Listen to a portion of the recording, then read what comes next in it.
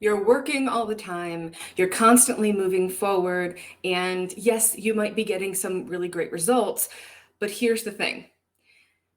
Are you happy? Are you exhausted to the point where, you're getting a lot of signs and symptoms like exhaustion and, sleep?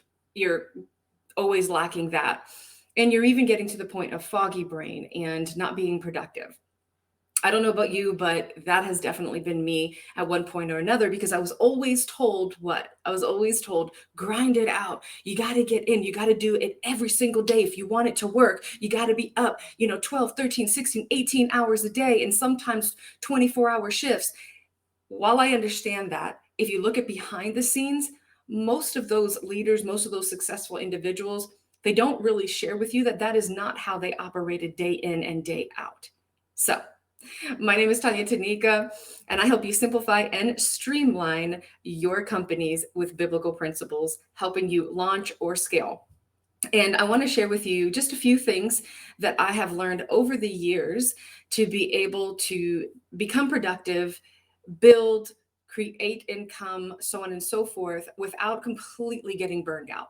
And let me just say this is completely with experience because I've actually been here. I've been in the place of complete burnout to the point where I just wanted to say, I don't even want to do this anymore. I just want to just go ahead and be done because it just wasn't fun. It was not fun. It was not how I wanted to live. And I actually sat there, and maybe you have too, where I just thought for a second, do I even want to do this? Because I cannot imagine my life being like this every single day. Is creating wealth or success impacting others at one point in time, is this even worth it? And I don't want you to think that because there are ways that you can operate, that you're still going to be able to accelerate, but you're going to be able to take the time that you need and not sacrifice your health. Here's the key thing though. Even when I'm sharing these aspects, you're going to probably want to push back a little bit. Your mind is going to be uncomfortable because you're so geared to that fact that you have to do something all the time. Okay. So just take a deep breath and you're going to have to trust the process. Okay. So I wrote these down for you so I can make sure that I get the ones that were most important at this time. So for 2024, for any year, actually, I want you to take a look at your vision. What do you want to accomplish as the big vision? But what do you want to accomplish as the vision for that year? At the end of the year, what would you like to have? I don't know, only you can answer that. But you can say, I want to make my first 100,000 in a year. Or maybe you want to make double six figures. Maybe you want to make 200,000 or 500,000, right? Maybe you want to make it your first million, whatever that would be. Maybe you want to launch a course, write a book, however that looks. I want you to write those things down. Now, from there, you're going to want to, I like to do this, work by my quarters. So there's 4 quarters in a year, and you're going to look at, January, February, March, and you're going to say, what do I need to do? What's the first part that I need to do to make sure that that end result in the future happens? What do I need to do? And so at that point, you're going to then break it down and you're going to make room for it. See, this is the part that many don't do. They don't make room for the very thing that they're wanting to do. They just don't. And so what ends up happening is they they get to the place that um, they are kind of trying to fit it in as opposed to making it the priority. Make sense? Okay. So,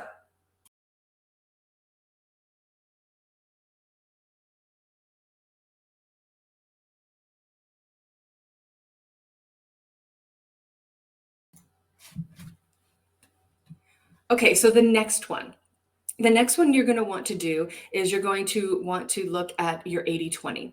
So 80% of our tasks that we do on a regular basis is actually distracting. It's really not heading us towards where we are looking to go, that assignment that we're looking to complete.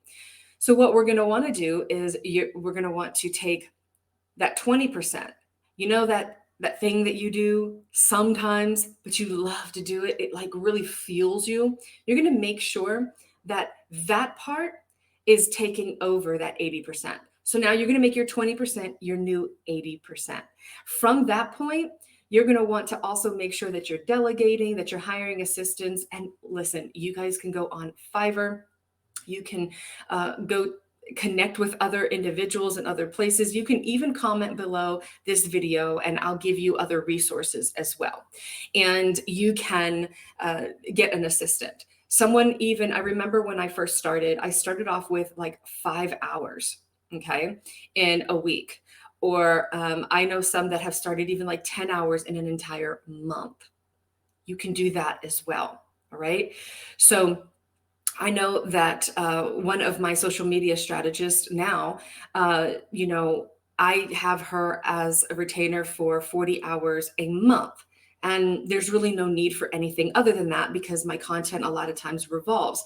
So, but an assistant would probably be a lot more that was, working on scheduling and some other stuff, right? But you can begin to delegate that slowly but surely. So whenever you get paid from a contract, an agreement, a course, whatever you're doing, I want you to take a portion of that, right? You can pay yourself that 40%. The other, I want you to go ahead and give to an assistant. And it might feel uncomfortable for a little bit, but I promise you, when you don't have to handle this portion, you're going to find out that you have so much time. And in that time can be those chapters of those books, those courses, speaking engagements, and a whole lot more. Okay, so now we're going to take a look at a flex week. What does the flex week look like? So I like to look at it as a focus week. That is a very intentional week. So the last month of every week, I have absolutely no appointments. I use those as fillers. So you know how somebody comes along or there's an opportunity and it's like, hey, do you have time this week? And it's like, yeah, perfect. I have time. Other than that, I'm looking at my numbers. I'm looking at, I'm maybe recording massive amounts of content, looking at what's going to be happening in the next quarters, following up, things like that. It's a flex week. So again, I even use this for my students. My students actually, we don't have any classes at the end of that month, every month, because I want them to get in the habit as well. So I'll create teachings and videos so they know that when it's a flex week or a focus week, they know to go into the curriculum and take a look at all the things that they can do, along with videos and worksheets and so on and so forth, to be able to take advantage of this flex week. And I promise your income is going to skyrocket. Now, lastly, you're going to want to take a look at getting at least 180 days of free time. Now, this is the time that you're going to be able to take that time to decompress. This has nothing to do with free time like a flex day where you're going to still be working. That means that you do not work at all. You don't look at social media. You do nothing.